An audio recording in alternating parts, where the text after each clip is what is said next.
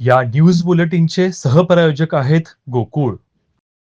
अनुसूचित जाती व अनुसूचित जमाती अधिनियमांतर्गत जातीच्या दाखल्याअभावी 6 महिन्यांहून अधिक काळ प्रलंबित असलेल्या प्रकरणांची तातडीने दखल घ्यावी असे निर्देश जिल्हाधिकारी अमोल येडगे यांनी दिले.